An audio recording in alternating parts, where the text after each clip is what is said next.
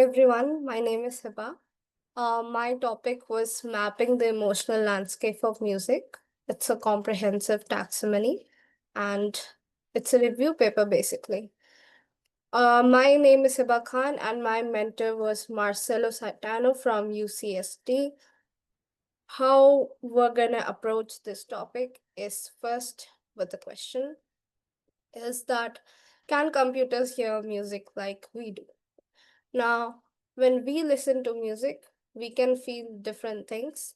Maybe one music that is sad for me might be really calming for you, right? But it's like how music is really subjective. But for computers, this thing is really difficult to understand because computers take things in a data and they understand things like 0 and 1, frequency, tempo, and mathematical stuff like that. For them to really understand how we're feeling from and music, it's really difficult. So in the next slides, we will understand from the 2000s to what is currently being used, the different methods that were used for emotion recognition in music.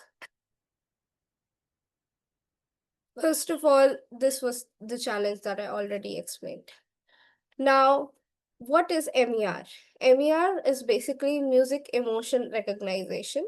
It can be understood as a map between the representation of music and a model of emotion.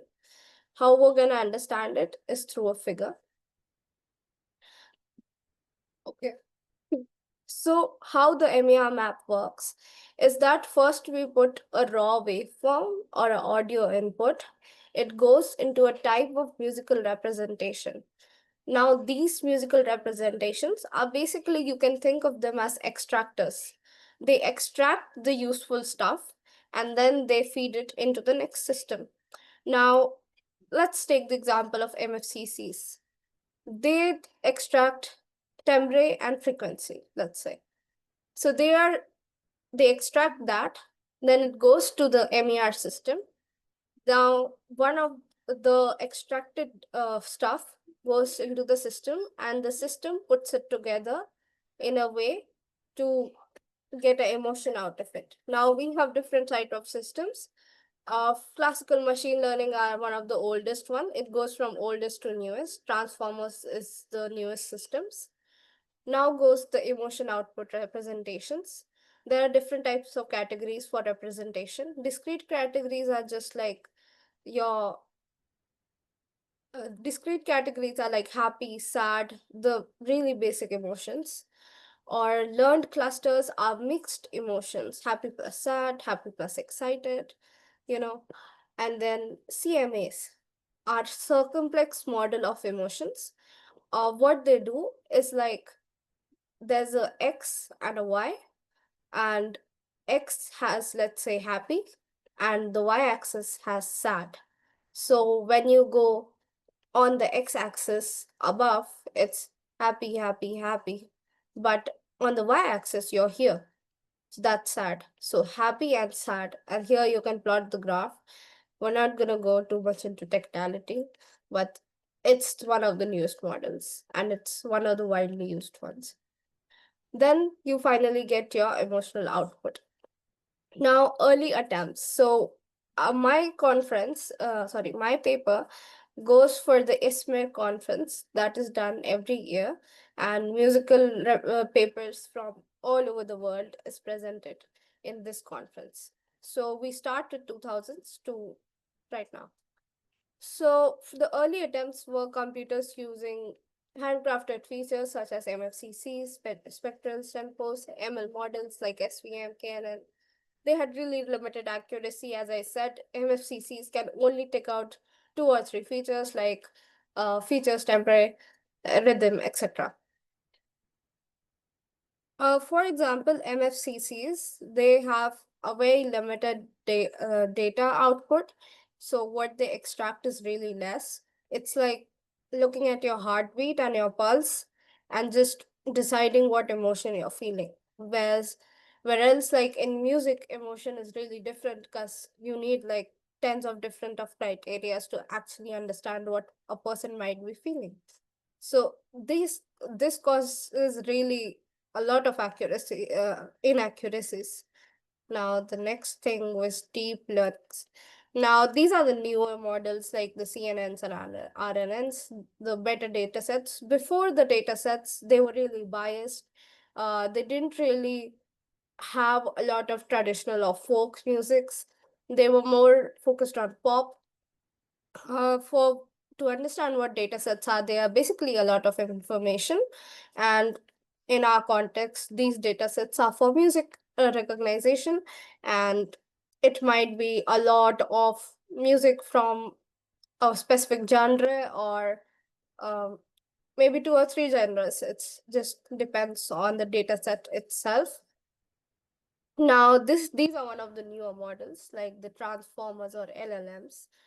Transformers are the newest models. Here, I would like to actually give an example from a spectrogram.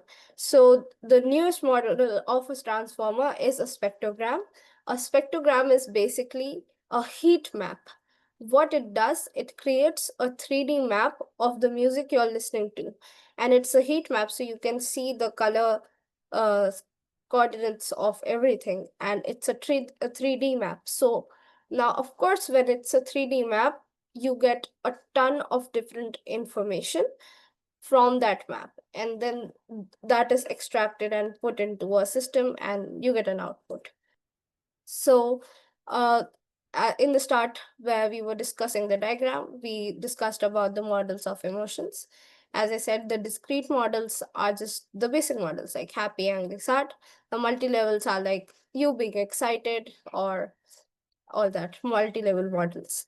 Then the circumflex models are valence or arousal. They are map based. They have an x and y axis, and let's say one axis is for one emotion, y axis for the other emotion. You can plot a graph between that, and you can find the intersection of what emotion would be there. How we can help machines is to create better data sets, to have hybrid models such as low level and high level, which are more explainable by AI and deep learning, what is happening right now, like the transformer model I just explained, and other cross-cultural perspectives, because when you look at emotion recognition, it's very broadly focused on pop or the mainstream culture of music, and it's not really focused on folk. So it's important for us to be unbiased and create data sets and recognition for all kinds of models. uh, why MER matters. I've explained you all of this. You might think that why do we even need music emotion recognition? What will the machine do by recognizing the kind of emotion we must be feeling? So I'm sure all of you have heard and used Spotify over and over again. And Spotify has a feature to suggest your vibe, where it suggests the type of songs you've been listening to. So it just doesn't do that out of your vibe, of course. It uses music emotion recognition.